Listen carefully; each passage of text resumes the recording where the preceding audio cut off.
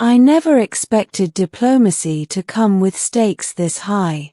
When humans first established formal contact with the Irindian Empire, I thought my assignment would be purely political: observe, report, and ensure peaceful cooperation. I had trained for months in xenocultural etiquette, alien customs, and survival in high-stakes interstellar courts. But nothing in my preparation could have readied me for Princess Calith, the Irindian heir who was said to be as formidable in spirit as she was in beauty. I first met Calith at a gala in the Empress Palace, a sprawling structure that hovered above the oceanic city of Tyrolis. The palace shimmered with iridescent crystal towers, and corridors flowed like rivers of light. Calith entered the hall on a floating dais, her presence commanding immediate attention. Her skin glowed with a soft metallic hue, a unique trait of her bloodline, and her eyes, amethyst flecked with gold, seemed to pierce through every pretense.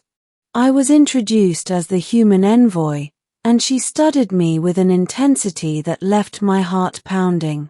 We exchanged pleasantries, of course, but her gaze lingered longer than necessary. "I hear humans are ambitious," she said, her voice melodic but tinged with warning. "Do you think you can survive among my people?" I chuckled lightly. "I hope so. I'm willing to learn." Her smile was faint, almost predatory. Some claim to be willing. Few are prepared. It wasn't until weeks later, during a private observation tour of the palace's training grounds, that I began to understand the weight of her warning. The Irindian Empire prized not only intelligence and diplomacy, but endurance, strength, and cunning. Calith herself was renowned for her stamina and resilience, legendary in every recorded duel, race, and challenge she had faced. That evening, she pulled me aside. The courtiers were gone, and the bioluminescent glow of the gardens cast a soft light over her striking form. "You won't last one night," she said bluntly, her eyes unwavering. "Even the strongest humans fail in ways they do not anticipate." I raised an eyebrow, intrigued. "Is that a challenge?" I asked, my tone calm. Her lips curved into a sly smile. "It is a warning. One night with me, most cannot endure." I laughed, though it was partly nervous. "Show me." Her expression shifted instantly, from playful amusement to something more calculating. "You dare accept?" she asked. "Few have the courage, and fewer still survive the consequences." "I want to know," I said. "I need to know." The next few days were a blur of preparation. I studied the records of past challengers, read every available account of Calith's endurance tests, and trained harder than I ever had in my life. My human stamina and resilience would be tested to the extreme, but I was determined not to fail. The night arrived. Calith led me to a private chamber, the walls alive with subtle energy currents that pulsed in time with the palace's bio-network. She stood at the center, eyes gleaming, her posture poised for action. "Remember," she said softly, "this is not merely physical. Your mind will be tested, your patience strained, and your spirit, well, we shall see." I nodded. "I'm ready." The trial began not with combat, but with endurance. Calith moved with fluidity I could barely track, her form blurring as she darted, twisted, and challenged me at every step. Unlike anything I had faced on Earth, her movements were a combination of martial skill, psychic awareness, and kinetic energy manipulation. I dodged, countered, and adapted, relying on human ingenuity and reflexes, but her attacks were relentless. Hours passed, or perhaps minutes. Time had lost all meaning.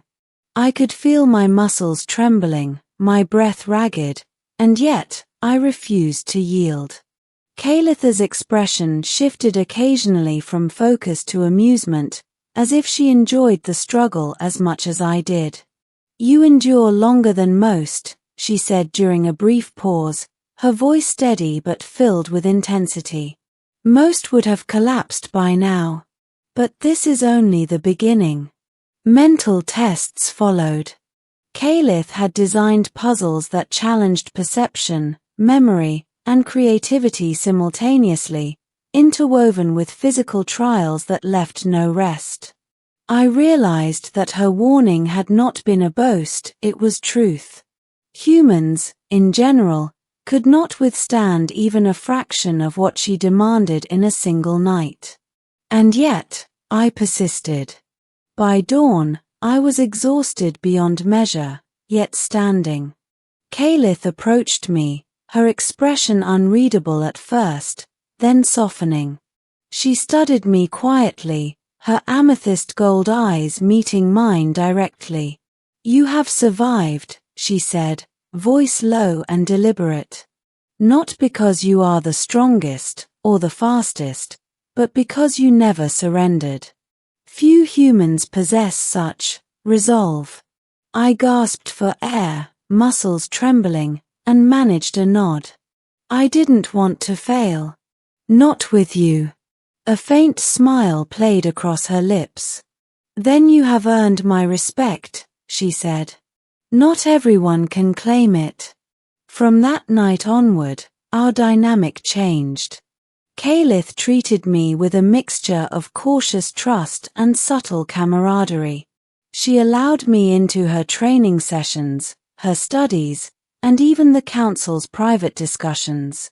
The trial had been more than a test of strength, it had been a measure of compatibility, endurance, and spirit. Weeks passed, and our bond deepened. I learned to read her moods, anticipate her movements, and even share in the rare moments of humor she allowed herself. She confided in me, revealing insights about Irindian politics, history, and the burdens of her role as a princess. I, in turn, shared human knowledge, experiences, and perspective. Our exchange became a bridge between species, strengthened by the intensity of that first trial night. Eventually, Kalith admitted something unexpected. "I warned you," she said one evening, the twin moons casting soft light over the palace terraces. "But I never doubted you. You endure, human. And that endurance, it matters more than you realize." I realized then that the night of challenges had not been punishment, nor merely a test of resilience, it had been a revelation. She had given me the opportunity to prove that humanity could match Irindian capability in spirit, courage, and intellect. By the time I left the palace weeks later, the rumor had already spread through the court. A human had survived the night with Princess Kalith. Courtiers whispered in astonishment, diplomats nodded in begrudging respect, and the princess herself allowed a rare, fleeting smile as I departed. I returned to earth changed. The memory of that night, of her warning and my acceptance, remained vivid. Kalith had not only tested my physical and mental limits but had opened the door to mutual respect between humans and the Irindian Empire. Sometimes, I still remember her words, "You won't last one night." And I remember my answer, "Show me." In that simple exchange lay the beginning of trust, understanding, and a bond that would define the future of human-Irindian relations. And in the quiet moments, I understand the true lesson of that night. It was never just about survival, it was about courage, honesty, and the willingness to face the impossible. In showing me the depth of her challenge, Kalith revealed not only her power but the potential of humanity to rise to extraordinary heights.